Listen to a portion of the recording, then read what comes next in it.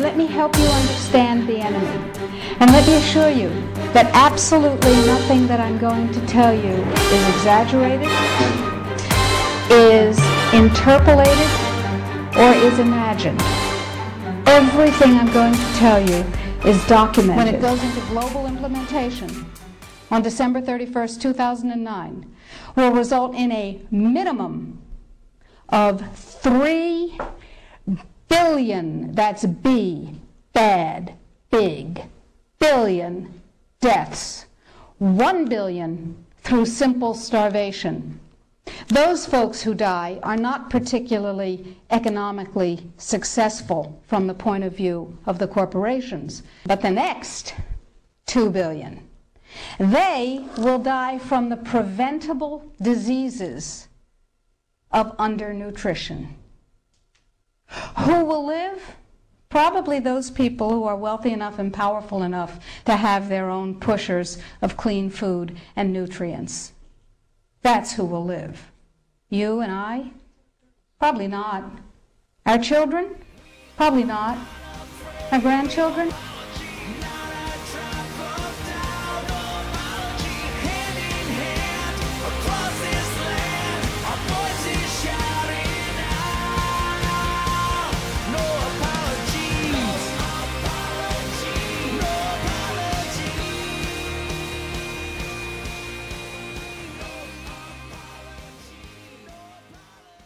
What you're going to see tonight is something that should be able to bring all of us together.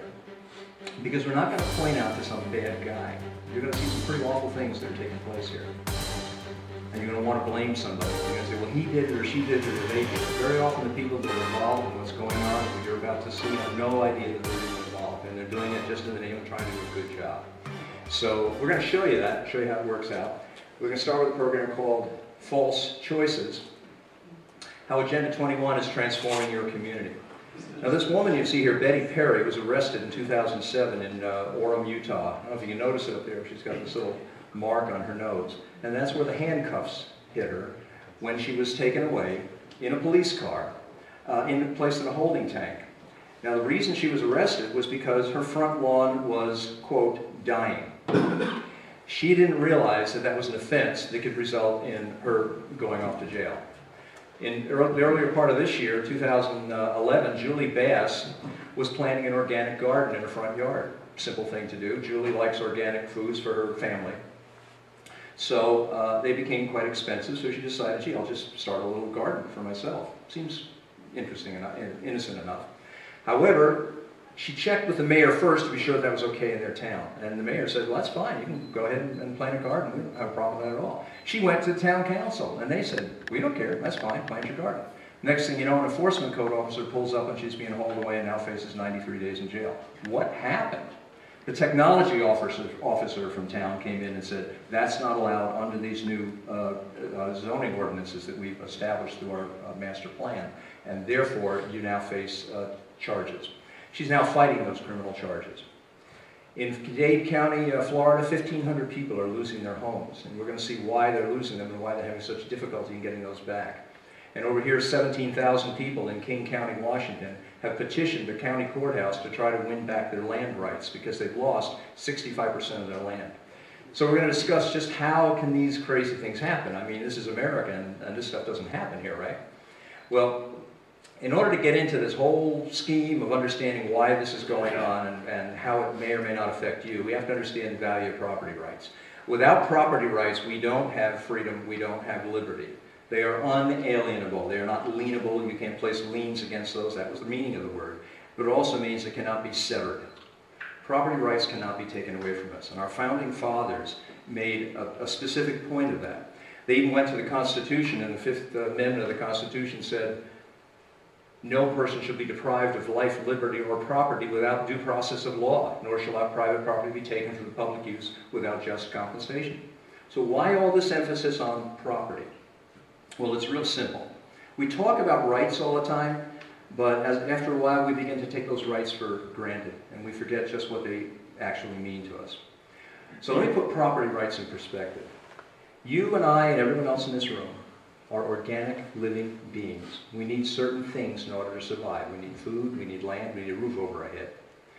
We have to at least have the ability to have that completely within our control, and nobody with the ability to take it away from you. If you don't have that ability, then you're either a serf or you're on your way there.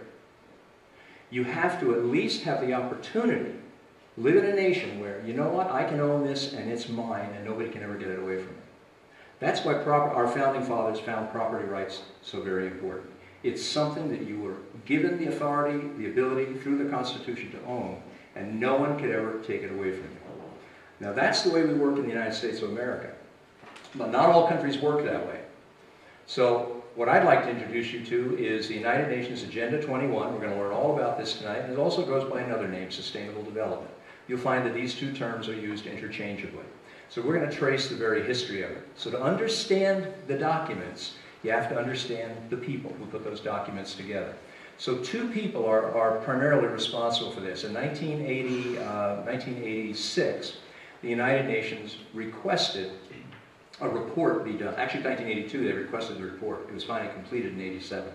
They requested a report that said, what can we do to protect our planet against things like global warming, against the misuse of our natural resources, and also to eliminate poverty. So they asked Gro Brundtland if she would head up a commission and write this report. So you have to let's understand a little bit about Gro Brundtland. Gro Brundtland was the Prime Minister of Norway 3 times in a row. She's a popular gal. Gro is also the Vice President of the World Socialist Party. Now, since most of the world is socialist anyway, that's not so hard to believe. That makes sense. But what we might understand is what Gro believes. If you go onto the website of the World Socialist Party here in the United States, our chapter of it, here's what it says. The World Socialist Party of the United States is part of a globalist socialist movement that believes capitalism cannot meet the needs of the majority of people in the world, however progressive it might become. To meet these needs, capitalism must be replaced by socialism. Now, there's nothing wrong with this if that's what you believe in, but you need to understand, if you're going to understand where Agenda 21 came from and how this whole piece came to be put together, you need to understand the people who wrote the documents that created it. This gal thinks we need to get rid of capitalism, so that's one of her main objectives. We also have another gentleman I'd like to introduce you to named Maurice Strong. Now, Maurice is kind of an interesting guy. He was the former director of the UN Environmental Program. He's also the chairman of the World Wildlife Foundation. Now, Maurice is a cool guy to get to know. Maurice, by the time he was 25 years old, was the president of Dome Petroleum in Canada. So he was already doing fairly well for himself. He also purchased 200,000 acres of land over the largest freshwater aquifer in the United States, along with Adnan Khashoggi. We all remember who Adnan Khashoggi is? Everybody heard? He was the arms dealer that got in trouble a whole bunch of years back. But he was in the newspaper, I guess, probably in the 80s. He was in there most of the time. So these two got together, bought the land up, and the idea was, what we'll do is we'll just barricade the water and then release it to the southwestern United States, and we'll make a fortune for ourselves. We'll control all the water flow to all these farmers down there that need water. So it's like a real cool way to make money. Except the environmental groups the local environmental groups came in and they said, well, wait a minute, you can't do this. So they stopped him and they made him pull out of there, and they paid him a few $1 million to get lost, and he wasn't really very environmentally friendly. So for some bizarre reason, this guy who just got chased out by environmental groups suddenly was called upon in 1979 to become the director of the UN Environmental Program. Why? Well, I don't know. Sometimes maybe it's who you know and not what it is that you do. As the director of the UN Environmental Program, he had a mission. And I want you to listen to this mission because you're going to hear this pop up again and again and again. We're back in 1979 now. To provide new leadership and encourage partnership in caring for the environment by inspiring, informing, and enabling nations and peoples to improve their quality of life without compromising that of future generations. It all sounds like good stuff. I want to take care of today, have a good quality of life, and I don't want to compromise the future generations. Sound good? Absolutely, sounds good to me. I'm all on board with that. So we have two players here. One who's a socialist who said, I need to destroy the capitalist system. The other who made a fortune in the capitalist system, but then moved onward and decided the environmental program was a better way. Not exactly on the up and up all the time, dealing with arms traders, doing shady deals with land and so on, and also the head of an oil company. So some of the things he did were not completely on the up and up. If you try to track Maurice down today, you can probably find him because he lives in China. Anybody remember the Oil for Food program? And the scandal that followed that? Yeah. That was Maurice. He was in the middle of it. So we're having a little bit of trouble tracking Maurice down these days. But these are the players. These are the two guys who are mostly responsible for this. A book called Our Common Future. By 1987, that book was completed. And it outlined exactly what sustainable development would look like. In fact, there's the report. I don't want to, oh, by the way, let me preface this. I don't want you to take my word for anything that I say this evening. Everything is documented, everything's provable. Amazon.com, you can buy this book for, I don't remember, 15, 20 bucks, you can buy the book. And if you go to chapter 2 in here, it will define what sustainable development is. It is development that meets the needs of the present without compromising the ability of future generations to meet their own needs. Sound familiar? I know I just heard that just a moment ago. Yeah, that was Maurice back in 1979 at the United Nations. So that kind of, worked its way right in here in this book in chapter 2 called Towards a Sustainable Development. Now, what this book does is it defines what mankind throughout the world, this isn't just the United States, this is every nation on earth, what mankind has to do in order to protect the planet from this new thing that was just starting, this whole global warming thing, right about then that was starting to gain popularity. To protect the planet from climate change and protect the planet from being destroyed by man. That's what this report did. So in there they said, this is what we need to do. And all this sounds good until you read the report. Because inside the report it says that poverty is a major cause and effect of global environmental problems. Well, that's kind of interesting, because what I just did is I took an environmental problem and I related to a poverty problem. So I've now combined the two. The report goes on to say that certain nations are destroying this earth more so than others. So what we need to do is we need to take the resources from those nations that are destroying the earth and we need to transfer those to other parts of the world. So the developing nations need to take the money from the wealthier nations. And in doing so, that's going to protect the environment. Now, when you start taking wealth and redistributing, remember the president said, well, we need to spread the wealth around a little bit? You probably thought what he was referring to was, from a guy who's making $300,000 a year down to a guy who's making $30,000 a year. That wasn't exactly what the whole story was. There's a larger scheme here, and that larger scheme says that we must transfer wealth out of the United States of America and more prosperous nations and into less prosperous nations if, in fact, we expect the planet to survive. Now, thank God these were just two guys, sitting in a room in the cellar of the United Nations writing this report out. Because how many people in here have ever read a United Nations report? Right, nobody reads these things anyway. So, okay, right now it's just a cockamamie idea. We're going to take the money out of America, transfer it somewhere else, and somehow that's going to save the planet. Okay, fine. It's nothing but a report. So we can all take a sigh of relief, breathe, and this whole thing's not going to bother us at all. Except for one little thing. They said what we need to have is an Earth Summit. So they did. 5 years later, in 1992, in Rio de Janeiro, they had the United Nations Conference on Environment and Development. That was called Agenda 21. That's where the name comes from. It's an agenda for the 21st century. And it was no longer 2 people in the basement of the United Nations in New York. All of a sudden, it was 18,000 people who showed up. And at this meeting, they codified what Agenda 21 was going to look like. So while this book talked about sustainable development,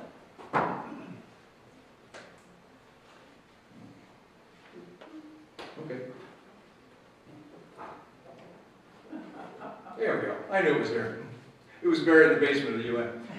This book codified the report here. So we now have an action plan. Everybody in here heard the word Agenda 21? Have you heard it?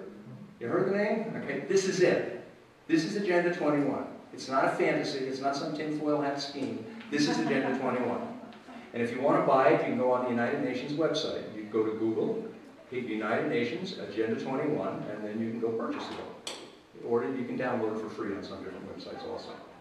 But this now says what the world must look like and how we can roll it out and make that happen. In short, this is a high-level action plan. There's business people in here. So we have action plans to make things work, right? So that's what this is. This is an action plan. Well, okay, so we have a meeting. And Maurice Strong just so happens. Remember Maurice? He was the guy that was trying to tie up all the fresh water, right? And the guy that's hiding out in China right now from the oil for food scandal. Okay, well, Maurice is back. It's 1992, and now he's at the Earth Summit in Rio, and he walks out on stage, just like I did a few moments ago. He had a few more people there. And instead of saying, well, am I wired up, can you guys hear me? He said something a little different. These were his opening remarks. Current lifestyles and consumption patterns of the affluent middle class involving high meat intake, the use of fossil fuels, electrical appliances, home and workplace air conditioning, and suburban housing are not sustainable. Remember we said it was towards a sustainable community, towards sustainability? Well, now we're deciding what's no longer sustainable. And if it's not sustainable, that means we must begin to eliminate it. He also said, isn't the only hope for the planet that the industrialized civilizations collapse? Isn't it our responsibility to bring that about? That was Maurice Strong in his role as founder of the United Nations Environmental Program. Again, understand the people you're dealing with, and then you can understand the outcomes. There are no outcomes, there's only people. They drive them and make them happen. So this is Maurice. Well, the meeting was over. Actually, the meeting was being designed. The Convention on Biological Diversity was part of the folks that got together to actually draw up this booklet that you see right here.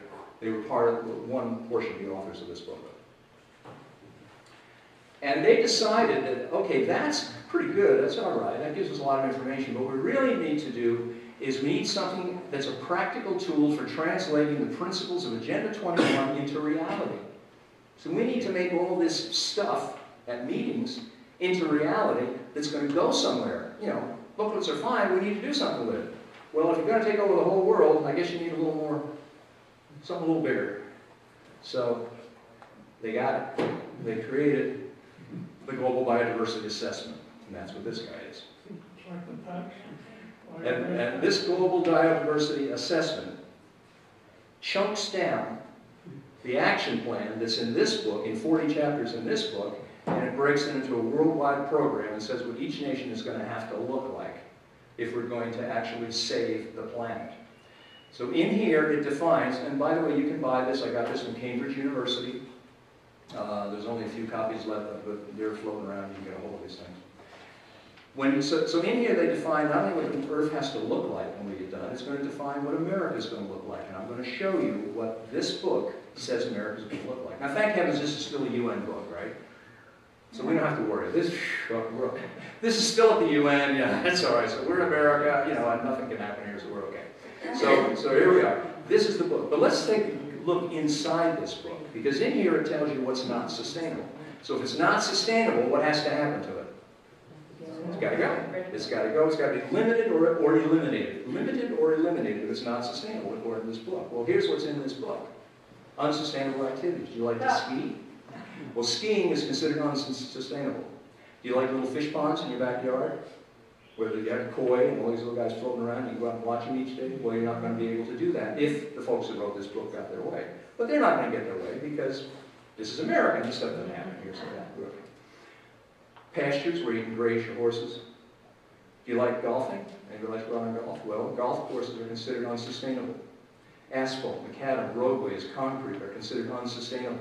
Therefore, what we have to do is begin to find ways to get rid of them. Gee, one way we put a bicycle pathway, instead of putting 4 lanes out there, just have 3, or instead of 6 lanes, bring it back down to 4, and just have maybe some open spaces and things around there, so we don't have to have quite so much macadam out there. Unsustainable human activities are dams. you're going to start noticing dams are beginning to disappear in America. I don't know if you've noticed that or not, but just check the news and start to see what's going on. For one reason or another, they're going to start going down because they're unsustainable. Bends in rivers that are human-made, that have been straightened, I'm sorry, where there was a bend and man straightened it, that is unsustainable because it's not natural. The scales of justice in the United States of America are unsustainable. All of this comes from this book, by the way. Why are the scales of justice in America unsustainable? Sounds like we've got one of the hottest legal systems going. Well, it's real simple, because animals and plants and the earth have rights. Therefore, they need to have representation and they need to be able to sue us. And they're not able to do that quite as readily as some people would like to see. So, all I can say is, thank heavens, this is just a book. Basically, the way this works is that if I was a kid when I was 9, and I was in love with Amy, and so in the backyard I had a big oak tree, so I put one of those initials in there, it says John loves Amy. I don't know how Amy felt about this, but anyway, John put it on the tree in the back. Well, all of a sudden, I've disfigured that tree. I've harmed that tree. So it should have some kind of rights to be able to come back and say, well, John, you don't get to do that, so we're going to sue you, and maybe Amy along with it. I don't know, it might include her in the lawsuit. So that's unsustainable. Private property is unsustainable. Americans have too much private property, and the majority of our wealth is tied up in private property. Therefore, one thing we need to do to return the earth to its natural state is to begin to reduce the amount of private property that's held throughout the world, not just the United States, but throughout the world. Consumerism is unsustainable. Why in the world is consumerism unsustainable? Well, if I buy stuff, somebody has to make stuff. And if somebody makes that stuff, then they're running machines and they're using up natural resources to make it. So therefore, the less I buy, the safer the planet's going to be. Again, all in global biodiversity assessment.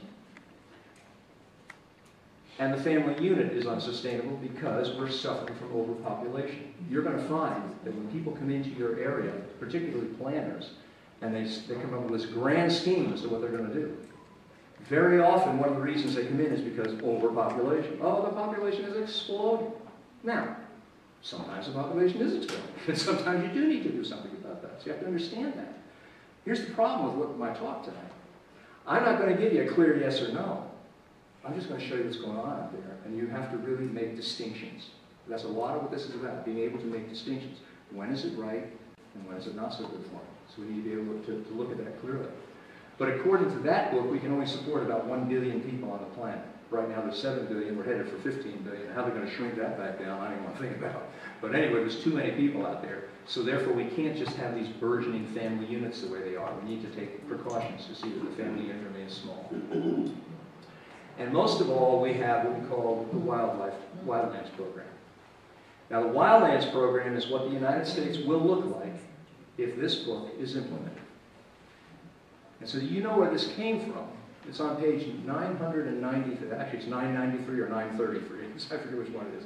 It's on page 933 or 993 in here. It defines what the Wildlands Project is. And the intent of the Wildlands Project is to remove human beings from 50% of the United States. These red zones that you see up in here, out there, are no human habitation is allowed in those areas. The yellow zones around those are buffer zones. You'll be able to use those zones basically as protectionary and precautionary to see that nothing takes place inside these zones, which are fully at their natural vegetative state. The only people allowed in the buffer zones will be members of the federal government, officers, code enforcement, and so on and so forth. Again, all outlined in this book. So, where do you think we're going to live? If the wild animals and the wolves and everybody else is taking over the rest of it, where are we? Inner cities. Well, that's about it. We're over here in these little dots that you might see here. And you'll see little black dots over here and little black dots over here. And those are what we call high-density habitats. So this book, and in conjunction with several different meetings of the United Nations, each over a 5-year period from Johannesburg, Germany, right up to present day, have defined what it's going to take worldwide to get us to look like that. Now this map is kind of interesting because you say to yourself, well, okay, this is America, you know, nothing like that can ever happen here. And thank God it was still only a United Nations book, right? So we're okay, we're safe, we're sound, this is a bunch of people from the UN, we'll never have to worry about it. Let's just go back and live life the way we were living it, because it can't happen Well, maybe it can happen. In 1992, George H.W. Bush signed the agreement, a soft treaty in Rio, to implement Agenda 21, Sustainable Development in the United States. He agreed, became a signatory to what they call the Rio Declaration, which you all have a copy of. I think if you have a little copy of this sheet of paper that has the United Nations logo on the upper left-hand corner. He signed on to that and agreed to bring it to the United States. Now, we're still safe. Okay, we're okay. We don't have to worry about it. Because a soft treaty has no teeth. So it means you can't enforce it. You can't do anything with it. So thank God. Whew, maybe old George made a mistake, but we're still covered. Except for one thing. In June of 1993, Bill Clinton came along and he signed Executive Order 12852, which created the President's Council on Sustainable Development to begin implementation in federal agencies. And that's called this. Towards a Sustainable America. There are 7 of these, and you can download them. I'll give you a website. You can go there and you can download them, or you can order them from the U.S. Printing Office. These were done back in the early 90s. In here, he defines, the Council on Sustainable Development defines exactly what sustainable development is going to look like in the United States of America. So let's just trace the breadcrumbs, like Hansel and Gretel did. We're going to follow through, make sure we get back home again. Let's understand, we had Grow and Maurice and a team of 12 other people put together a report for the UN saying how we're going to save the United States, and this came out back in 1987. This said we need to develop a sustainable world, not just America, not just America. That report was codified in the UN Agenda 21 in 1992. George Bush signed on to it and agreed to everything that's in this book, the Global Biodiversity Assessment. It didn't mean anything because it was a soft treaty and had no teeth until Bill Clinton signed it into an executive order and established the President's Council on Sustainable Development. It is now in the United States. It's here. It crossed the borders. We can no longer say this is just some scheme in the basement of the UN at the end of 42nd Street. Well, it didn't stop there because once Bill signed the order, everybody else got on board. By 1997, the U.S. Conference of Mayors had created the Joint Center for Sustainable Communities. And why wouldn't they? If I say sustainable development, I don't think bad things, I think good things. I think I want to, recycle my garbage. I want to take care of my front lawn. I want to, build a home that's built responsibly. What could possibly be wrong with sustainable development? And the answer is, there's nothing wrong with sustainable development. What's wrong is when you take a good idea and you co-opt it with a political agenda. That's what's wrong. So we need to make those distinctions. When do I really have sustainable development? And really do I have a political agenda that calls itself sustainable development? By 2001, the National Governors Association endorsed smart growth, advancing statewide sustainable development. And in 2011, President Barack Obama signed Executive Order 13575 and created the White House Rural Communities Act, enabling implementation of sustainable development in 16% of the United States of America. Well, okay, it's still a bunch of executive orders, right? I mean, how can you turn an executive order into something that's going to bother me in my own backyard? I mean, that's absolutely ridiculous. And is this really Agenda 21? Come on, I mean, this is, can't possibly be. Well, actually, if you go into that book, which I just held up there, the President's Council on Sustainable Development is explicitly charged with recommending a national action plan on how to achieve a sustainable development in the U.S. The PCSD was conceived, and here it is, to formulate recommendations for the implementation of Agenda 21. So when somebody looks at you and they say, oh, you're nuts, we're not part of Agenda 21, I want you to go right to this website right here, or Google it. State Department submission to the 5th session of the Commission on Sustainable Development, or just State Department, 5th session, PCSD, that'll do it, April 1997. And you're going to find that the only reason the President's Council was formed was to implement Agenda 21. There was no other reason. Did they read? Did they what? Did they read? They do read. Yeah, they read. Now, how did this get to our backyard? Because presidents control regulatory agencies. And regulatory agencies write what? Regulations. That's what they do for a living. They sit there and they write regulations. So now we just bypassed Congress. There's nothing to vote on any longer. There's nothing that your council has to, the congressman or your senator has anything to do with, because we bypassed that whole process. When the president created an executive order, he now embedded it down in 11 of the federal agencies at that time. But he also partnered up with non-governmental organizations. And has everybody heard of non-governmental organizations? Do you know what they are? NGOs? Okay, good. There's only one that seems really solid. We'll give you a little bit more information on that. But groups like the APA here, the American Planning Association, Institute for Sustainable Communities, the Trust for Public Land, and so on.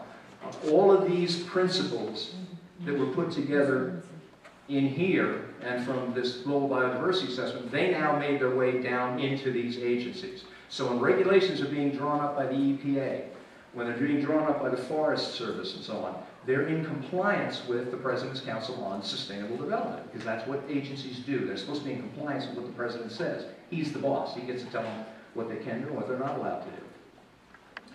So the motto of this whole Agenda 21 program is development that meets the needs of the present without compromising the ability of future generations to meet their own needs. Have you ever heard that before? Where did we hear that one before? Oh, Maurice. Maurice came out with that, and all of a sudden now it's worked its way all the way up into the Agenda 21. And Agenda 21 consists of 3 E's. These 3 E's, by the way, are defined in this book. Came right out of this book. So you can go in there and you can find what they are. First one is social equity. Social equity is when the individual gives up his personal wants for the needs of the community. We're going to tear into that a little bit more, take a closer look at it. Economic prosperity is part of the 3 E's. Free market is replaced by public-private partnerships, and there's an international transfers of wealth. We're going to talk about that a little. And then ecological integrity, where individual rights are subordinated to environmental needs. So what does all this mean to you and I? Well, laws, under social equity, laws coerce individuals to give up their personal wants for the needs of the community. Or, as Harvey Rubin there said, individual rights will have to take a back seat to the collective in the process of implementing sustainable development. Harvey Rubin is a member of ICLEI. We'll hear a little more about ICLEI in just a moment here. And get this, don't forget Harvey's picture here, because we're going to come back to Harvey again in just a minute, and you're going to meet him a little bit closer. Individual rights will have to take a back seat to the collective. What kind of talking is this? Is this, yeah, it's kind of weird. This is not American talking. This is not what we think of when we think of the United States of America and buy a little piece of property where I can, have a little stream in the backyard and raise my kids and put a little swing set for my grandchildren. But all of a sudden we've got a whole new language that's happening, and it's all in the name of this sustainable development. Economic prosperity, there's 2 components of economic prosperity according to Our Common Future, according to the Agenda 21 book, and according to the 7 pamphlets, 7 booklets that are put out by the President's Council on Sustainable Development. And a transfer of wealth simply means this. The developmental and environmental objectives of Agenda 21 will require a substantial flow of new and additional financial resources to developing nations. The Rio Declaration says equity will be achieved through implementation of the international economic order and through transfers of resources to developing countries. Do you get what I'm talking about here? We're going to save the planet. We're not going to save the planet by living responsibly. We're not going to save the planet by recycling. We're going to save the planet by creating a whole new social structure among the people who live there. Now, this would be wacky if it was nothing but a report written in the basement of the United Nations in 1987. But that's not what it is anymore. Now it's here in the United States of America. So when we talk about this Agenda 21 preamble, you're going to find that here in the pamphlet that paper I just handed out, which is the front pages of this book. That's where it came from. I want you to know where every bit of this comes from, because I don't want you to ever not be able to hold your head up high in any company and say, that's what this is. Because you're going to meet people who have no idea. They're up to their eyeballs in Agenda 21, and they don't know it. And they honestly, genuinely, sincerely have no idea what it is that's going on. So in that case, you need to educate. But we're going to look at a couple of these principles in just a minute. These are the principles that drive this entire system. That's called the Rio Declaration. Remember, this is what George Bush signed off on. What are public-private partnerships? Well, public-private partnerships are kind of neat. Because if you're, let's say, a benefit corporation, or if you're a corporation that works in conjunction with the government, you get certain tax breaks. You get certain limited liabilities. For instance, in California, there are housing units that are going up. And most people, I know that builders in this room right now, they're responsible, and they know if I build a structure, I build it well because I know that at the end of the day, I'm responsible. They're going to come back to me. Besides, I'm a good businessman. I want to be able to build more businesses. I want people to come back to me. So we do a good job to take care of our customers. But some of these agreements, not all of them, some of these agreements say, you know what? The builder has no liability. So if the roof's fallen in, or this is caving in, or the sheetrock wasn't done properly, or whatever, they have absolutely no liability. They're forgiven. And that's beginning to happen in different sustainable communities across the United States. And again, I use the word distinction. It's not happening everywhere. There's really honest builders out there who want to do a good job to give the community what they want. So we need to be able to separate the two. The problem with public-private partnerships is this. The guy who's on the outside has a rough time with it. If you're not part of the PPP, then you're part of the free enterprise system. All of a sudden, you're paying the high taxes, you have the normal liabilities, you have limited access to those federal dollars, you have high competition, high cost of getting a hold of cash and money, and you often run into a struggle to survive. Ultimately, PPPs, if they grow large enough, they begin to drive out that middle-class businessman that's so essential to survival in the United States of America. That's one of the pieces that I'm here for. I'm one of those free enterprise guys in the middle who runs a small business. So I begin to see around me how these things happen. And we have ecological integrity. That was the third E. This is where individual rights are subordinated to nature. It's nature over man. In the Rio Declaration, human beings are at the center of concerns for sustainable development. They're entitled to a healthy and productive life in harmony with nature. Now, this is principle number one. I want you to look at this from a couple of standpoints. First of all, viewpoints. We're going to tear that sentence apart because I want you to understand what that thing says and the impact of that sentence. This came from this book, Agenda 21. This is the Bible of this whole movement that we've described right now through our current president, actually. But if you'll take out this little sheet of paper, you have it on your chair there. It's got the UN logo in the upper left-hand corner. But it's not blue. It's not blue. No, sir. I'm so sorry. We copied it in black and white. If you go down to principle number one, we'll read it right off the paper. This should be exactly what's up there. Human beings are at the center of concerns for sustainable development. So all of a sudden, sustainable development is a human issue. It's no longer a climactic issue. It's no longer just a planetary thing. It's no longer the planet comes and goes, the species come and go. That's not even part of the equation anymore. We're at the center of this problem. So the fact that the planet's not sustaining the way it needs to be, according to certain people's equations, it's our fault. That's number one. But number two, they, meaning us, are entitled to a healthy, productive life. Let me stop you right there. Who in the world gets to tell me what kind of a life I'm entitled to? Anybody? I get to decide what kind of a life I'm entitled to. I do the best I can to do the best job, to be fair to the people around me, to try to be a good and decent human being, and live a lifestyle that's a decent one. But all of a sudden, we have someone telling us what we're entitled to and not. And then the last part of that sentence, they're entitled to a healthy and productive life in harmony with nature. So in other words, I don't even get that healthy and productive life if I'm not in harmony with nature. Now this sounds completely bizarre to most of us sitting in this room because we have a thing called the Declaration of Independence where we don't get our rights from any particular person. They come from a higher being, if that's what you believe in, or whatever power source may be yours. But we don't get that from someone else. However, remember, this all was initiated from a report to the United Nations, and the United Nations Declaration of Human Rights is a list of what you can and can't do. That's how it works. And it only makes sense that if you're going to put together a worldwide document, which is what this is not just meant for us here in the U.S. If you're going to put together a worldwide document, why not use the UN Declaration of Human Rights, because it's already a worldwide organization. So that's why you see the terminology in here that you do. The problem with it is it's in direct opposition to what we as Americans see, feel, live, breathe, all the things that we've been brought up to believe in.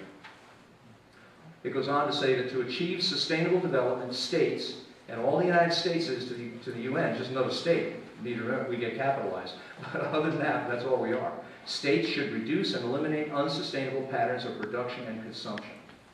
And we already know what the unsustainable patterns of production and consumption are because they're all outlined here in this report. And they didn't put this report together just to have a report sit in the basement of the United Nations and nobody look at it. Now, a lot of people never heard of Agenda 21. A lot of people never heard of the things that I'm talking about. Now I'm going to tell you why you haven't heard about it. I'm sure many people in this room heard Agenda 21 and they said, I'm not so sure about that. Well, it's no accident. One of President Clinton's advisors was a gentleman named J. Gary Lawrence. He was an advisor to the President's Council on Sustainable Development. Today, he's the Urban Strategist Leader with Arup Consulting. If you're in the consulting field, planning, they're probably one of the biggest in the world. They're huge. They built the Sydney Opera House. They built the Tappan Zee Bridge. I mean, these guys are major, serious players. But they're also up to their necks in this thing called Agenda 21 and Smart Growth. So here's what J. Gary Lawrence wrote in a document at the bottom of here. I don't want you taking word for it. The future of Agenda 21 in the new millennium. Google that, and you can download this document. If you can't find it, email me and I'll send it to you. Here's what he said. Participating in a United Nations advocated planning process would very likely bring out many who would actively work to defeat any elected official undertaking local Agenda 21. Therefore, we will call our process something else, such as comprehensive planning, growth management, or smart growth. Why? Because these are terms that we're all familiar with, we all feel safe with, we all feel comfortable with. They're things that builders and contractors and homeowners have used on a day-to-day basis for 20 years or more. And they're fine, they're safe. So why not hide behind that? And that's what they did. All of a sudden they came out with groups of terms like smart growth, smart streets, visioning processes, consensus, open spaces, walkable communities, sustainable New York, sustainable Pennsylvania, sustainable New Jersey, and on and on and on and on. Multi-use dwelling, mixed-use dwellings. I was talking to a gentleman earlier today who does a fine job, I'm sure, of mixed-use dwellings in an honorable way, and you should all be doing business with this gentleman. The reality is, though, people have co-opted this stuff. And here's why. We need to turn this, which is now considered urban sprawl. Remember it used to be suburbia? We all wanted to have maybe a little half acre or a quarter of an acre or maybe 2 or 3 acres if you were zoned that way or something. We always wanted to have our little slice of the pie that we could call our own, because that's our king, that's our little kingdom, that's our, excuse me, our castle. And they want to turn it into this, which is high density urban dwelling or mixed use dwellings. Now, there's nothing in the world wrong with this. Nothing. They're fine. I've seen some of these. They got 9-foot ceilings, granite countertops, you know, great big kitchens. I mean, they're beautiful, absolutely stunning. There's nothing wrong with it if you want it. There's everything wrong with it if you find it. In fact, all that is a plan to get to this. So unfortunately, when you walk out of here tonight, you're going to have to think about this stuff. You're going to have to ask lots and lots of questions to find out, where are we going with this thing? Is this just part of this? Or is this something different? So, in order to make all this function, in order to make this a reality, we needed 2 systems. One was smart growth. Smart growth essentially manages people in urban development, and the Wildlands Project manages the rural land. Between the 2 of them, they drive people off of the rural lands into the urban areas and get people out of automobiles and into bicycles and walking. That's where this walkable community all comes from. It's not just the nice idea that walking is good exercise. It's also the fact that we have another agenda here. And we're trying to fulfill this and see that this becomes a reality. So how did this now get to my backyard? We've gotten it down into every community in the United States. So how do I now take this idea that the President's Council on Sustainable Development put over here and get it into, I don't know, Stroudsburg, Pennsylvania, or Lehighton, or wherever it might be? Well, actually, that's relatively simple. Money. All we did was we allocated money from the President's Council on Sustainable Development, and we gave it to different agencies. One was HUD. HUD then contracted with groups like the American Planning Association. And the American Planning Association is not the only planning association in America, but it's the gorilla on the block. It's the biggest one. They have 100,000 members. They have 11,000 designated planners around the United States. And essentially all they did was they put together a boilerplate program that implemented Sustainable America throughout the United States of America. And this is what the boilerplate program looks like. So when a planner comes into your area, and he's from the American Planning Association, or she is from American Planning Association, this is where all that fancy planning comes from. You think you're going to visioning meetings and you're coming up with this really neat idea that's just meant for our community. And while there may be a few little modifications here or there, essentially these are all boilerplate. No matter what the plan is, no matter what community you live in, they're all the same as if it's part of this Sustainable Development Program. But one of these wasn't enough. You still see the screen out there? Okay. So one of these wasn't enough. So we came out with two of them. So this is the second. So there's 1,500 pages of boilerplate. So it doesn't matter where you live, whether you live in Tucson, Arizona, whether you live in Syracuse, New York, whether you live in Santa Cruz, New Mexico, or whether you live in Stockholm, Sweden, the plans are essentially all identical. They're all based on what came out of here, which is driven by what came out of here.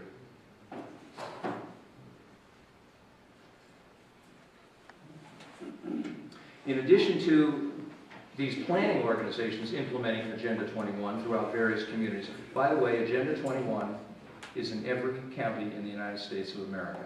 If you doubt me, then just plug in sustainable development, social equity. Let's separate sustainable development, the kind you and I think of, which is healthy, from social equity, the UN thing, and your county, and see what pops up. You're going to find it in there. Also, the Worldwide Fund for Nature, the World Resources Institute, International Union for Conservation in Nature, these all fund and provide grants and provide documentation and direction to implement a Sustainable Development Agenda 20, the Agenda 21 version of it. These guys you may never have heard of. They are some of the largest NGOs in the world. In many cases, they have millions of members. They have the clout of small nations. And here's why. When a treaty is put together, these are the people with the money to do the due diligence and the background work to put those treaties together. So they'll actually provide the documentation to an emerging country or even a fully developed nation, and that will become the basis for a full-blown treaty later on. It starts out as a soft treaty and becomes a full-blown treaty. So you probably may not have heard of these folks, but you have heard of these folks. The Sierra Club, Audubon Society, Nature Conservancy, National Wildlife Federation. Part of the bylaws and regulations that they function by are in direct compliance with what comes out of Agenda 21. Now let me just, time out. I'm not saying that everything the Sierra Club ever did was bad. It's not. They do a lot of good stuff. I'm not saying everything the Audubon Society did was bad. They do a lot of good stuff. In the same way with National Wildlife and Nature Conservancy. They do a lot of good things to help our planet and to help our nation. But they're also doing some things that are going to implement this. So again, we've got to make those distinctions when we're sitting down with our local planners or we're attending our local planning meetings. ICLEI is one of those non-governmental organizations that we just talked about. They don't belong to the United Nations, but they do work in concert with them and often at the auspices of them. Their job was to roll out Agenda 21. We have the documentation where there's actual meetings between the United Nations and the officers running ICLEI, and they said, this is your job. We want you guys, since you've done such a good job so far, to take the wheel and roll out Agenda 21. And so they do. They push local communities to regulate the environment. They guide visioning meetings with stakeholders. We're going to show you what some of these visioning meetings look like, and they're not what you might think they are. Gain elected official buy-in via grants and intimidation. The quickest way that I can take your property rights away is to wave grant money in front of you. And those property rights just go up like they evaporate. Minimize protests, implement and enforce sustainable development. ICLEI right now operates in over 600 counties in the United States. And I'm not going to wait for all these to scroll forward ahead. Their goal is to operate in 1,000 communities. I think it's by, I'm not sure, 2014, 2015. They want to be in 1,000 different communities. And they are gaining ground in some areas, but they're also losing ground in other areas. And we're going to describe exactly where that is. This just scrolls and goes on and on and on and on. And I just want to give you some kind of an idea of the impact that this group, ICLEI, has here in the United States of America. So when somebody says ICLEI is not part of the UN, excuse me, but they are part of they're not part of the UN, but they've been authorized by the United Nations to go into all these communities to implement the Agenda 21 program that we were just talking about. Now, in June of this year, Executive Order 13575 was signed by our President. And Executive Order 13575 said that it granted the federal government authority over the food, fiber, and energy for 16% of the United States of America. It provided 25 governmental agencies the power and leverage federal investments in rural areas to increase the impact of federal dollars and create the economic opportunities to improve the quality of life in rural America. Doesn't that sound great? Let's start to look at what I just said. I just said I'm now in charge of food, fiber, and energy for 16% of the United States of America in one office, the Office of the Presidency, because all these federal agencies report up to the Presidency. I just provided all this power to 25 government agencies. Go to Wikipedia, there aren't 25 federal agencies, there's only 24. So where's the 25th one? How do we do that one? That was interesting. It was a wild card that the President threw in. In case we ever do have another agency, we're covered. So we know that these guys are going to be in there, they'll be able to have all this power. Power to do what, though? To leverage federal investments. What is a federal investment? Reach in your pocket. Reach in your wallet. Check your checking account. That's what a federal investment is. It's your money. They're investing your money. But hopefully it's for the good of society, so maybe it all rolls out and it's okay, right? Well, let's see. They're going to invest our money in rural areas to increase the impact of federal dollars, to create economic opportunities. How do you increase the impact of federal dollars? There's only one way to do it. How do I increase the impact of federal money? I increase impact by writing laws. I create more regulations, more restrictions, more limitations. And those regulations then enhance the impact that I have in the organization. It's real easy. And how hard is it for a federal agency to create a new regulation? Anything to it? Nothing to it all. They sit down. In fact, I have a friend of mine who works as a scientist, works with the Department of Environmental Protection, and they say that it's almost a joke when comments come in to the website, because you can go to the website where when new federal regulations come. It's a joke. Thousands and thousands and thousands of people called in when healthcare came out because they put it up when someone passed some of these regulations. They put it up on the agency website, and they don't even pay attention. And they joke about them in the back room. And at the end of the day, these agencies do pretty much precisely what they want. And unless it gets real high profile and there's a lot of pushback, then you might be able to get somewhere with it. So that's what's happening to our federal dollars. So this leveraging that's taking place, here's where it took place. And by the way, this is all in Executive Order 13575. So you can go on, Google it, download it, take a look at it. Executive Order 13575. We impact engagement, improve, leverage our engagement with agricultural organizations, small businesses, educational institutions, healthcare providers, telecommunication services, healthcare providers, research institutions, healthcare providers, healthcare providers. What does healthcare providers have to do with sustainable development? Well, if you read Agenda 21, it says in here, every person on earth must be covered with health insurance. Now, am I saying that the Affordable Care Act that President Obama passed last year was part of Agenda 21? No, I'm not, because I don't know if he did it with this in mind or not. I can't get inside the guy's head. I don't know. All I know is it certainly works in concert with it, so it worked out rather well. If he did it or not is anybody's guess. But the reality is, healthcare was already written into Agenda 21 and already signed on by the United States. Law enforcement, state government agencies, local government agencies, all subject to leveraging by the federal government, which essentially gives the federal government power over food production, land use, and a de facto cap and trade program for 16% of the United States of America. That's what Executive Order 13575 does for you and I. You remember when the President went on this rural rural communities tour a while ago when he had those 2 buses? About $1 million a pop or something like that? Okay. That was paid for under the White House Rural Communities Act. That was why it was called the White House Rural Bus Tour, because this is the group that paid for it. The buses were made, everybody remember where they were made? Canada. The buses, now, full disclosure, they weren't completely made in Canada. Some of the parts were actually made here in the United States, but the bulk of the money went off to Canada. Now, we do that right here in Pennsylvania, I understand. We can put those buses together and done a fine job here. Why in the world would you transfer jobs and money out of the United States unless you were trying to redistribute wealth to different nations? Right. Why would I tie up all of my resources here in the United States? We have, I remember from when I was in geography class, when I went to school, about 122 years ago, I think it was when I graduated, they used to talk about the United States being fantastic because they had all these natural resources that made us such a powerhouse of a nation.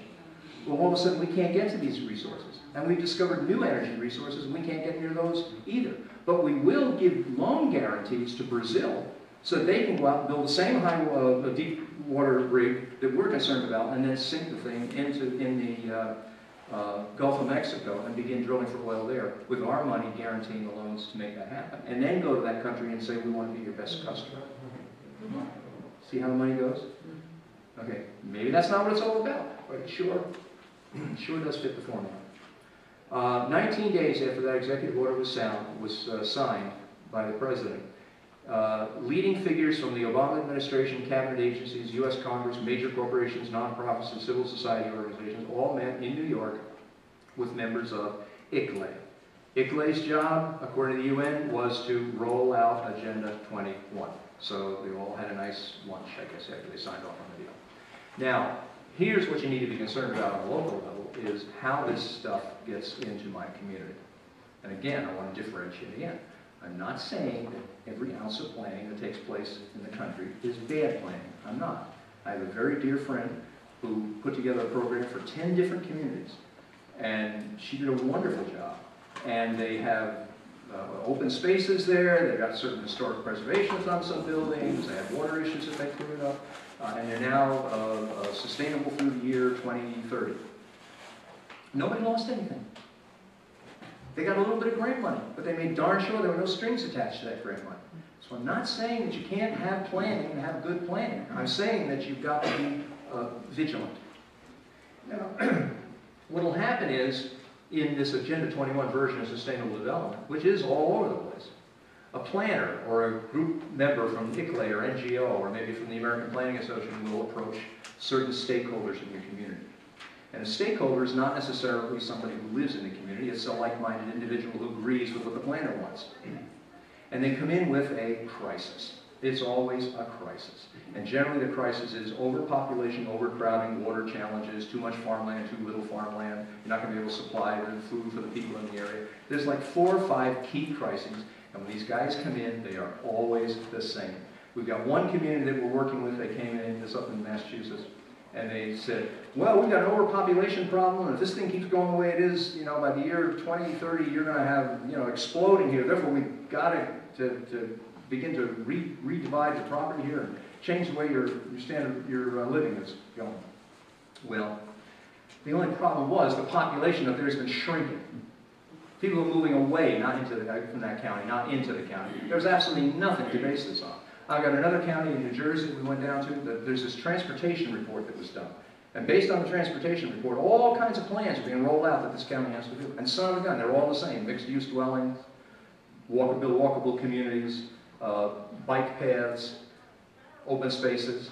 Everything is exactly identical to what's in these booklets over here. The only problem is, it's all based on a transportation plan that nobody can get their hands on. Now, the state's supposed to release, in New Jersey, they're supposed to release these. The law says you have to have access to these. So we're trying to get them, but we are fighting a heck of a fight to get a hold to see where this documentation came from. Again, I'm not saying all documentation is bad. It's not. I'm not saying all surveys are bad. It's not. I'm saying there aren't certain places that are becoming overpopulated. There are. But you need to do your homework and differentiate. Well, once they come into a community with this so-called crisis, and they meet with the stakeholders, they will then send out a survey. And I'm going to show you what these surveys look like. The survey is a stacked deck. You can't win with this thing. Then the stakeholders are invited to a visioning meeting, and finally they begin to implement the program. So let's back up here. I have stakeholders coming in, so let's take a look at what that looks like. I start with a survey. I don't know if you can see that up there or not. This is from Carver, Massachusetts. And this survey went on for about 20 pages with a bunch of questions. But every one of the questions was loaded. For instance, number 1, how important is the rural character of Carver? Well, what are you going to say? It's not. I don't care about the rural character of Carver. So you're going to say, well, yeah, sure. Or number 2, which of the following do you feel, and we're talking about farmland, land for outdoor use, areas of historical worth, areas for passive outdoor recreation. Essentially, if you read A through M, I just took up your whole community. There's nothing left. So which of these following do you feel should be protected or acquired? I'm giving you a big choice here. Do you want me to protect your land, or do you want me to take it away from you? Which would you like? I'll be more than happy to do either one. So these things are a stacked deck that you can't win. If you ignore the thing and you throw it away, then you're not part of the process. If you fill it out, more than likely you're providing a lot, some, or a little of impetus to move the program forward. And the program is always the one that's designed by the visionary, the planners that come into your organization. And then, of course, when you get done, out come these great-looking graphs that end up popping up in the local newspaper. And, oh, you know, in this case, 79% want access to rivers and ponds. Well, that might be right for your backyard, but hey, 79% of the community says they want it. Farmland and agricultural land, 68.48%. What's a little conservation easement? Conservation easements are fine as long as you understand what the downside is. The guy who owns the conservation easement can take over your property, and then the conservation easement goes away, and he's got the whole thing in his hand. Also, third parties can come in when there's a conservation easement, and they get to review that property from time to time and report back. And there's always money to buy out your property to reduce value once you grab that $200,000 or $300,000 or $400,000 up front that you thought was so handy. So we need to understand all sides of these things. Areas for outdoor education, 61.41%. Well, in this survey, you notice 318 people responded. So this entire program being put together for Carver up here is based on these 318 people, what they had to say. But how many people live in Carver? Anybody see that one? 9,000. Over 9,000 people live there. 300 responded. You're talking decisions being made by 3% of the people who are actually involved in this program. Now, 3% of the population is fine if you're doing a poll to see who's going to be president next time out. But it's not all right when you talk about taking away people's property and they have no idea whether they're in the game, they're out of the game, whether it's something they want or perhaps don't want. And this isn't unusual. It's more commonplace. We're going to jump over here to Copiague, which is a lovely little town on the South Shore of Long Island. And we're going to discuss the visioning process. Now, visioning processes the world over are the same. I'm in business. Is there anybody called a visioning session in your business? You ever done? Yeah, you do planning and visioning. And the rules for planning, or basically for visioning, are all the same. Everybody gets a voice. Don't talk over your partner, whether you want to hear what everyone has to say. There are no bad ideas. We just want to hear whatever ideas you have to offer. So that's kind of how visioning goals go. Okay, but not this time now. Take a look at the visioning goals here. Ensure community participation and voice. That's just dandy, that's fine. Revitalize downtown as a mixed-use transit-oriented district. Excuse me? Is that a goal, or is that the end result? This isn't part of the visioning process. These are people that came to the table with exactly what they wanted done, because they took this information off of one of the surveys that they did. So the survey, and wait till you see how many people were in the survey, decided that we want to explore redevelopment potential for industrial areas around the train station. Strengthen economic opportunities in the downtown area. We're no longer going along with the will of the people. We're now completely in bed with the will of the planners who decided what to do. And here's where this stuff came from, so we understand. The most important partner in this process is you. And that's as it should be. And I love the way they put you. The big capital letters are you. You are the most important person here. So who participated in this process? Who participated? Over 300 people participated throughout this whole process. Well, that's pretty good. I don't know, there's maybe 50 people or so in this room, so 300 would be a huge room, so 300 people participating, that's pretty darn good. This was a healthy mix of people who live in the study area and those that use it for other purposes, but live in surrounding communities. So what am I saying? Those 300 people didn't even all come from Copiague. They come from the surrounding communities. But hey, that's all right. They get a little bit of a say, I guess, right? Even though it's not their property, they have something to say about it. The problem is, do you know how many people live in Copiague, Long Island? I just looked this up. 20,000. 18, you're close. 18,000 people left there. Now my math isn't all that great, but if there's 18,000 people and 300 people participated, you're talking about maybe 1.5% of the total population was involved in what took place down here. So people are not engaged. Now whose fault is that? Is that the planner's fault? Is it the individual's fault? I don't know. We have to take it upon ourselves to become more involved in the things that are taking place. But this plan down here, very few people were ever involved in it, though ultimately when it's done, it affects virtually everyone. Now, there are certain things we need to look out for when we go into these books and when planners come into your community. And one is called the precautionary principle. Now let me explain what the precautionary principle is. It's pretty much standard in most planning. It says that where threats of serious or irreversible harm to people or nature exist, anticipatory action will be taken to prevent damages to human and environmental health, even when full scientific certainty about cause and effect is not available, with the intent of safeguarding the quality of life for current and future generations. I don't need to be able to prove to you that there's a problem. I just have to be able to suspect that there's one, and that gives me the authority to begin to redesign your locality's master plan. And if I can't do that, I'll go and I get the regulations changed in the organization throughout your community, and I'll get around it that way. Now let's look at this precautionary principle a little more, because this is how those farmers, those people I mentioned down in Dade County, Florida, all those people looking for their land back, this is how they lost it. Now if you go to this paper that you have, the UN paper you have, and go to principle number 15, it's on the second page near the bottom.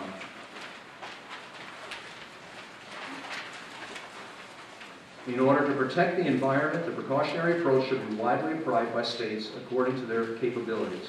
Where there are threats of serious or irreversible damage, lack of full scientific certainty shall not be used as a reason for postponing cost-effective measures to prevent environmental degradation. What happened in Dade, Miami County, Florida, in that area that I showed you in the very beginning, was the local Department of Environmental Management came in and said, this is a wetland, and therefore you guys are going to have to move, we'll give you a certain amount of money for it, and they offered like 30 cents on the dollar. The people didn't want to do 30 cents on the dollar, so they called in the Army Corps of Engineers. The Army Corps of Engineers said, there's no wetland here. You have no problem at all. There's absolutely no scientific proof that this is a wetland. So what happened? Durham went out and they pulled out the precautionary principle. And they said, we don't have to be able to prove it. That is happening throughout the United States of America. It's not happening everywhere. It's not happening in every community. It's not every single plan. But it's out there enough that you need to understand what's happening to protect your own rights. Fishing from North Carolina to the Keys has some of the best red snapper fishing anywhere. In fact, there's a joke among local fishermen. There's so many red snappers out there, you dive in the water and they catch you. 70% of our fleet is at dry dock down there. Why? Because the EPA won't allow them to fish there. Why? Because they said that there's a shortage based on not science, not numbers, but precautionary principle and consensus among certain parties, certain environmental groups. Consensus, that's going to pop up again too. Well, if you think the precautionary principle is troubling, wait till you see the amortization of non-conforming uses. The amortization of non-conforming uses is in Chapter 8 of whatever Volume 2 is here, of those two books. The whole chapter on it. And here's how amortization of non-conforming uses works. If you think you can't lose your property, if you think, well, I have nothing to worry about because, my community is protected from all this stuff, no worries. Try this. But for homeowners who live in a community that adopts the guidebook's vision, that's the guidebook they're talking about. Growing Smart Legislative Guidebook. The APA, American Planning Association, amortization proposal means the extinguishing over time of their right to occupy their houses and without just compensation for loss of that property. How long they have been there before they must forfeit their homes will be completely up to the local government. When you sign on to these programs, this is the deal that you're signing on for. Now, there are ways to get out of this, so I'll explain some of this. But you have to understand this is real. Now, that's like a Chinese menu. Remember I said these were templates? So it doesn't mean like everything that's in here is bad. It doesn't mean that everything in here is going to be in your community. It's not. It doesn't mean that every planner is necessarily using this book. Most of them do, but not necessarily all of them. So you might say, well, look, I got a sharp town council. They're going to take one look at the amortization of non-conforming uses and say, get that out of here. We're not going to do that. Well, I'm going to show you that it won't matter. You'll get stuck with it anyway. And here's how. All I have to do is create a regional board. And then they roll your plan up into the regional plan. And then whatever the regional plan has to say, you're stuck with it. So you think you had all these local protections? They just went out the window. But of course you have to approve that first, right? Well, let me show you how that works. This is downloadable. You can get a policy framework for adopting the precautionary principle, January 2004, Washington State. Took it right off the internet. This was approved in 2004. And here's what they did. The local community decided that they didn't want to go along with these land grabs, so they voted against it. So here's what the planners did. You're going to watch this thing roll up so fast you're not even going to notice. It's like a worm slipping into a mud bank. So I'm going to let you know when we come into the good sentence. Individual policies in Washington State, King County, and the City of Seattle include aspects of the precautionary principle. Precautionary principle came out of here, remember? That was in here, that's what we were reading. Well, now it's in here. And now it's in a planning program for Washington State here. Here's the sentence. However, adopting our recommended amendment within city and community comprehensive plans would provide a more comprehensive and unified approach to decision-making in local government, an approach which is based on the values held by Seattle and King County and recognize the importance of all communities. That was it. That's the sentence that did it. They signed on to this, and all of a sudden, 17,000 people didn't know what hit them. That's why those people were in that picture, in that news clipping that I had, marching down the county clerk's office with petitions, which were not successful in trying to get their property back again. That's the precautionary, that's the amortization of non-conforming uses. Again, does that mean that all regional groups are not good? No, it doesn't. I have a very dear friend of mine who heads a regional group up in Pennsylvania, not far from here. He's a wonderful guy. He would never want something like this to happen. But it does mean that as citizens, we have to be alert to what's going on around us. This is the 17,000 people. The ordinance 15053 created the 6510 rule. And what the 6510 rule said, it was on 65% of your property, if you own 5 acres of land or more, you could not build, you could not do anything other than leave that land in its natural vegetative state. So what happens to my property if I give up 65% of it to somebody else? I don't own it anymore. Let's suppose my son or my daughter comes to me and says, hey Dad, things are going kind of rough right now financially, could we move in with you? To which I would say, well no, but I have a couple extra acres in the back, why don't you take one of those and we'll put a house up there for you, we'll find a nice builder and you'll be off and running until you get your feet on the ground. And then I'll have another piece of another building. So, you know, I'm building my own little small empire here. Well, they're saying, no, you don't get to do any of that stuff. Suppose I want to put a swing set back there for my grandchildren when they come over, a swimming pool. I don't get to do that. And the 10% means that 10% of their land can only have the impervious structures on it, the driveway, the building, and so on and so forth. That's all they can actually build on. These people didn't realize this is what was happening to the property, and that's why they were screaming. Now, their property values are starting to drop. In some cases, they've gone up. Full disclosure, some of them have actually gone up. Others have gone down. But over time, what happens is they tend to go up, and then they begin to drop. They tend to drop down because those urban areas across the way are where all the building is going on, and that's where all the money is being made, and that's where all the value is being extended. And that comes from trading off of development rights. There's several ways that properties are confiscated through this scheme. One of them is through conservation easements or trading in development rights. A conservation easement very often is a whole group will go into a farmland and say, well, you know, we've done surveys here, and we find that it's cheaper to have farmland because you don't have to have all those support, the community support and utilities and so on out there. So all those community services aren't necessary. So it's a lot cheaper to have farms, and you're able to raise fresh fruits and vegetables, and you can feed the community. So you don't want to have builders coming in here. So here's what we'll do. We're going to buy up your development rights on your property. And we're going to establish that we'll give you all this money. You may have a property that's worth $2 million, $3 million. Of all the rights that you have, we're just going to take this one little one, the development rights away, and tell you what you have to do with that. And in turn, we'll give you, I don't know, $500,000. So the guy's saying, wow, this is right. Great, but you get to keep the property. Now here's what the guy just did that he doesn't realize. He does get to keep the property. And he does have $500,000 in his pocket, which is nothing to complain about. So it all looks good. But what happens is he has now these best practices that are put in place by federal agencies. And the best practices keep getting ratcheted up and up and up. And pretty soon, it's no longer profitable to farm that little piece of land. So now what do? Well, now I go to the guy who's sold the land and I say, well, you know, I can't afford to do this any longer. Maybe you can help me out. Sure, I'll be happy to buy the land from you. So they buy the land from you at a reduced sale value, and once they buy the land, guess what? The conservation easement disappears, because you can't own the land and have a conservation easement at the same time. Now they can do with it whatever they want. And yes, this is happening across the United States in different communities. In Kings County, Washington, 141,000 acres was lost of homeowners. Homeowners' development rights were lost on 141,000 acres. 2,400 potential dwelling units were moved into urban areas.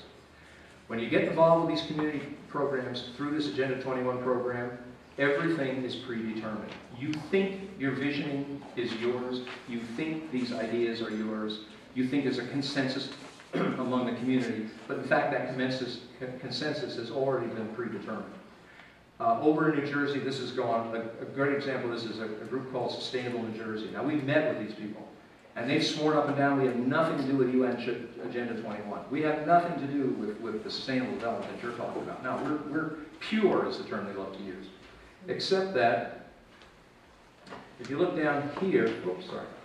Look down here, I don't know if you can see it from there. Their program encompasses the 3 equal interrelated components of sustainability. Prosperity, which is economic prosperity. Planet practice, which was the environment. And people embrace social equity. So equity, environment, and the economy. The 3 E's are right there in their program. That's Sustainable Jersey. But it doesn't just stop there. Sustainable Jersey in practically every town over in New Jersey.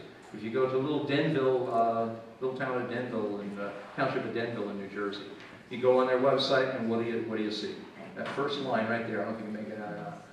The township of Denville has been certified as a sustainable community by Sustainable New Jersey.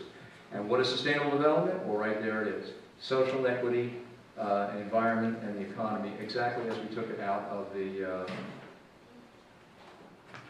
exactly as we took it out, thank you, exactly as we took it out of the original report for the UN. The UN 3 E's are now in every single state in the United States of America. What's sustainable development? Go to the township of Denville, and again we see meeting the needs of the present without compromising the ability of future generations to meet their own needs is one of the most popularly defined definitions of sustainability. It takes its root in the 1987 United Nations Property Commission. Yes, these are all interrelated. Yes, these communities are involved in Agenda 21. Dade County, Florida, we talked about the 1,500 people. You might say, well, why do they go to court to try to help themselves? Well, they can't go to court because, remember this guy's picture? Remember we saw Harvey? He was the guy that said in developing sustainable development, the needs of the individual are going to have to take a backseat to the needs of the collective. That was Harvey. Well, he's also the clerk of the court. So there's no way these people in Dade County, Florida are going to get any relief by going through the legal system. He also sits on the advisory board to the ICLAI. This is also influencing our children. Now we got, okay, 15 minutes to wrap this up. Influencing our children.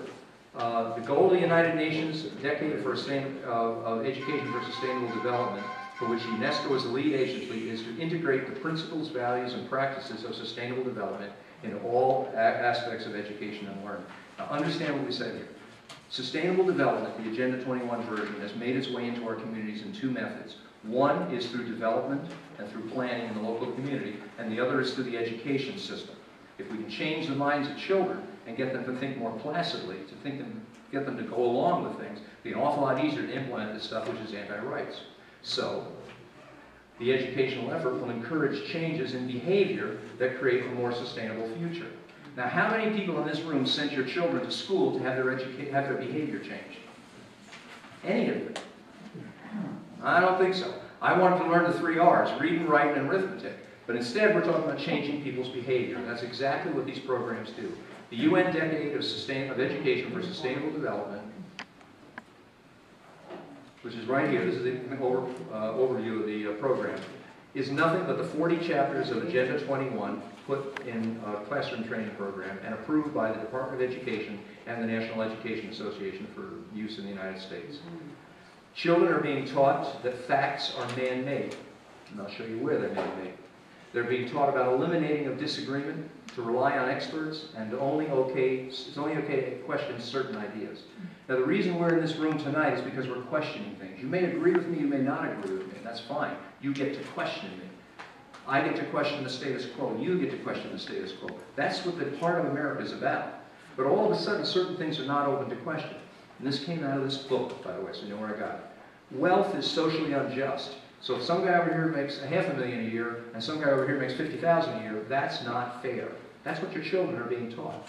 Wealth is destroying the environment. Man is causing global warming. That's up in the air right now. The whole thing about global warming is kind of very highly suspect. Maybe it is, maybe it isn't, but it's looking iffy. Women and girls are marginalized. Well, there's certainly a time they were more marginalized than they are today. So again, wouldn't you want to at least be able to question that? I know some very successful women who are doing really, really well for themselves. So I don't know, I want to be able to question these things. Your kids are being taught not to question it, and I'm going to show you how.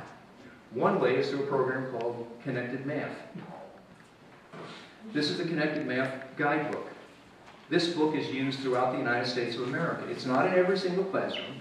It's for grades 6 through 8 that this teaches mathematics. It uses what they call a standards-based principle, which means we have certain standards, but we don't teach facts. In fact, because this curriculum does not emphasize the arithmetic computation done by hand, some connected math project students may not do well on tests assessing computational skills. In other words, I'm going to go through math and I don't know how to compute. Well, that's what they're being taught, and that comes right out of the teacher's manual. We believe such a trade-off in favor of CMP is very much to the student's advantage in the world of work. But if you think that's troubling, read what's on page 17. Standard 3. I'll take it right out of the book. Page 17. Through discussing problems and their solutions, students learn to reason. They learn that mathematics is man-made, that it is arbitrary, and good solutions are arrived at by consensus among those who are considered expert. So we no longer can just say that, hey, 3 times 3 is, well, we don't know, because it's a consensus. Your children are being taught consensus. More and more through society, you're going to hear this term consensus pop up. Have you heard about the idea that there's a consensus that there's man-made global warming? Yes. There is no such thing in science. As I said, my friend is a scientist. They don't do consensus. They do facts, and you either prove them or you disprove them. And if you prove them, then you go on to become a hypothesis. And if that sticks, then it becomes a theory one day. Did you ever hear of the hypothesis of anthropogenic global warming? There was no such thing. It just became a theory overnight, and suddenly it had the same status as a theory of relativity. How did that happen? It happened through the notion that consensus was okay, and we put it everywhere. And that's what your children are being taught in school.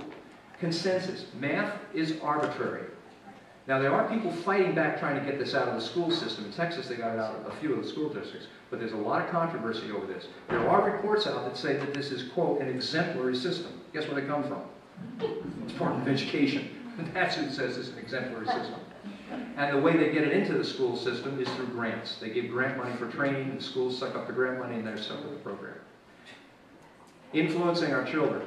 Now, you might think that all this is just a bad mistake, like new math, and maybe we're just, you know, we tried to teach our kids the right things, so we did a good job, we kind of messed up. Well, I'm going to show you that that's not the case at all. What you're seeing here is intentional. And I got this right out of here, Education for Sustainable Development Toolkit, written by Rosalind McEwen. She's one of those experts. And here's what Rosalind had to say.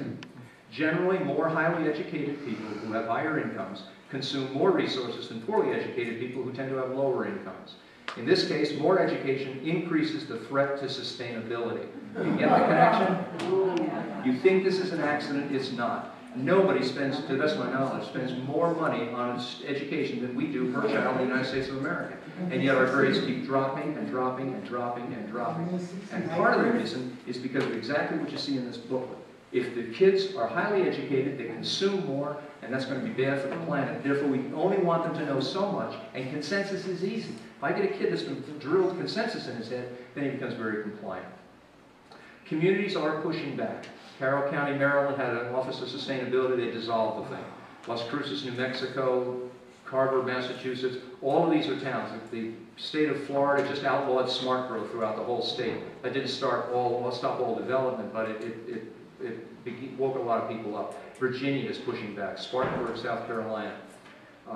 Carroll County, Maryland, we just mentioned. Edmonds, Oklahoma dropped out of ICLAI. Montgomery County, Pennsylvania dropped out. Oklahoma City dropped out. 14 communities across the country now have dropped out of this ICLAI program, and so we've had enough of it. I'm on time now. The Wisconsin legislature introduced bills enabling local governments to repeal comprehensive plans. What I'm saying is not mystical, it's not tinfoil hat, it's not imaginary, it's not some conspiracy thing. This is happening. 2 bills have been passed are in the legislation right now to try to return property rights back that have come in when community planners come in and alter those master plans so that people win their property back again. And in Bonner County, Idaho, we're working very closely with the people out there. They've established a property rights council to protect private property rights from governmental activity. Governments are coming, bypassing your local community, bypassing your local town laws, bypassing your local ordinances, and money is coming right down from HUD. And when you accept that HUD money, there's a 66-page document under NOFA, Notice of Funds. It is now 8:35 and the library will close promptly at 9 p.m. Go to page 11 in that document, and it will tell you exactly what your community is going to look like, whether you want it or not, if you took that money. And here's what you can do. Learn more, Google the stuff that I put up here. I want you to check out open spaces. When people say it's overpopulated, find out why. Ask for definitions of social and economic justice. Write out what your concerns are, get them to your town. Check with your representatives, find out their names and educate those people. Demand political candidates take a stand on this sustainable development stuff, this version of sustainable development. Remember, we're not against sustainable development. We're against this version of it. Recruit your neighbors and your friends to get involved. And in conclusion, our local communities are now in peril because a small group seeks to convince us that unless we surrender our property and our freedoms, unless we subsume our individual rights to the good of the community, the planet will not survive. Yet this is a false choice. For over 200 years, Americans have protected our planet, our nation, and our liberties. As communities, we can pull together to create our own plans to improve the environment, without the control of international groups and the seductive lure of easy federal grants. Working together, we can save our environment and keep our rights and freedoms. That is the real choice. Thank you, ladies and gentlemen.